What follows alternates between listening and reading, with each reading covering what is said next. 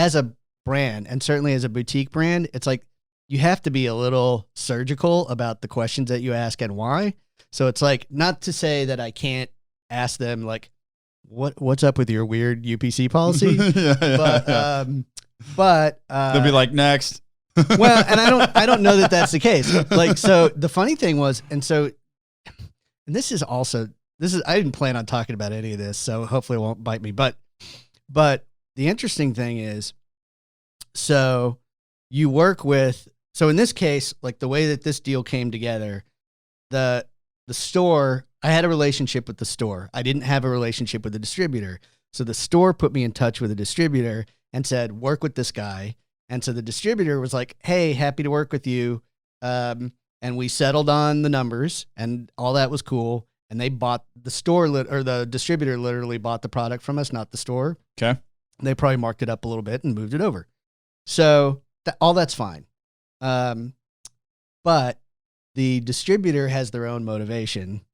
And part of their motivation is that like the volume that they're doing with the end store, like where the shelves are, is a lot bigger. It's not any more important to them than that business is to a little brand that's trying to get bigger.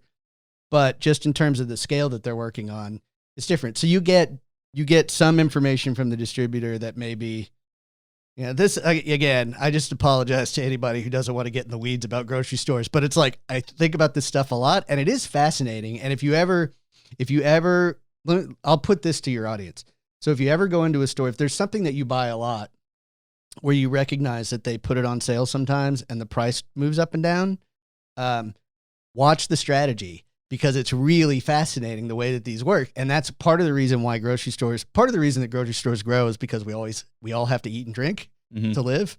But the other part is that they're really sophisticated with data. The good ones are, and they're really smart about the way that they put products in front of people to try and move them. I mean, one of the things that I noticed is that you're drinking a hard seltzer, which is a very busy category these days. Yeah. And so this is, again, something else I didn't plan on talking about, but there was a guy, John Madden told a story about, the football coach told a story about going to a seminar, I guess, presumably like in the 60s, that Vince Lombardi, the former late coach of the Packers, had put on. And he talked about one play for 8 hours with just a room full of coaches. And it was just one play. And so he just dissected it.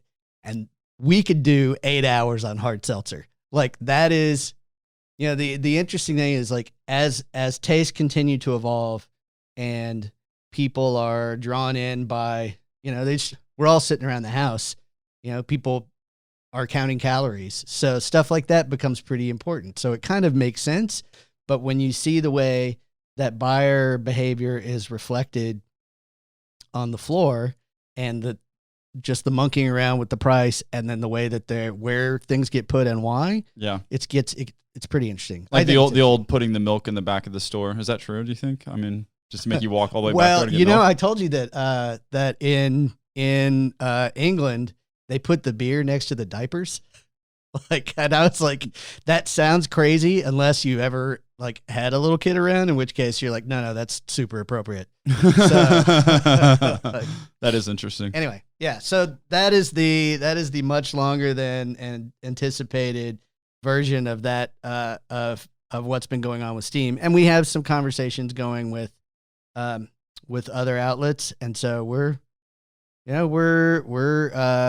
moving forward and hopeful and starting to see some interest in some places that we've been trying to get into. So, well, congrats. That's very exciting that you got into those stores. I'm happy for you. Yeah.